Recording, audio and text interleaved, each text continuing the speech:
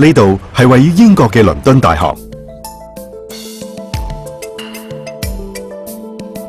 喺呢度嘅實驗室 RetroScreen 病毒學中心正係進行一項有關離子束空氣淨化技術嘅實驗。負責呢項實驗嘅係國際病毒學權威 John Osford 博士。我係 John Osford， 係英國倫敦大學 Queen Mary 醫學院病毒學教授，亦都係 RetroScreen 病毒學中心嘅科學總監。而家我哋正在重複咁進行有關抑制病毒嘅實驗。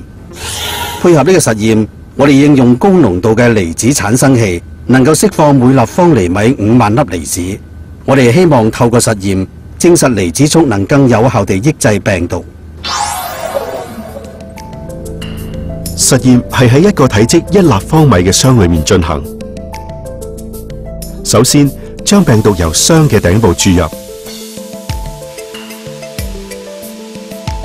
而箱裏面我哋擺放咗一部能夠釋放離子束嘅離子產生器。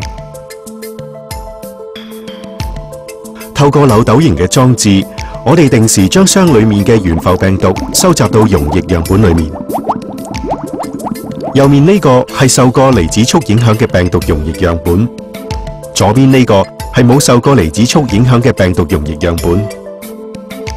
我哋再將呢啲病毒樣本注入腎臟上皮 MDCK 細胞，然後觀察變化。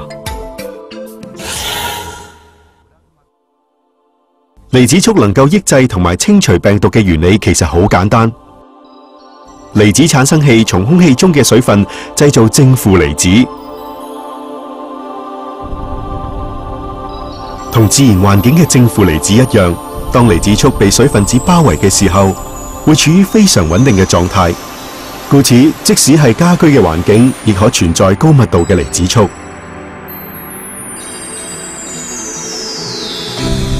當正負離子接觸到病毒表面時，會形成高度氧化嘅氫氧基 OH， 繼而從病毒細胞突出部分嘅蛋白質提取氫原子 H。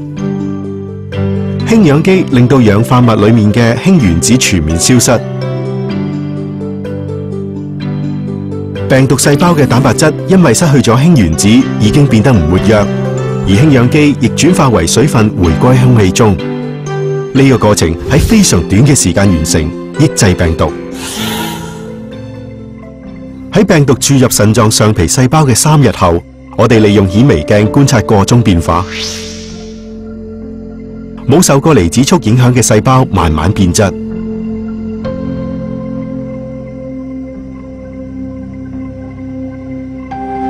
而有受過離子束影響嘅細胞就維持原狀，幾乎冇出現絲毫變化。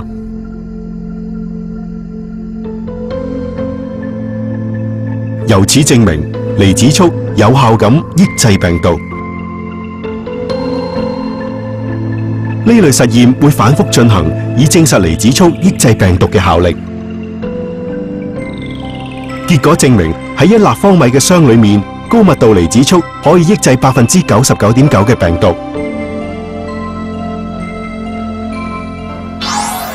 由實驗所得，相信大家都有興趣知道點樣可以將呢種科技應用於日常嘅生活，例如喺醫學手術、休息室、家居等等。我對離子束科技嘅潛力相當之樂觀。離子束能夠有效咁抑制病毒，當佢與病毒細胞表面發生作用，就會產生變化，繼而就會破壞病毒、清除病毒，相當之有效。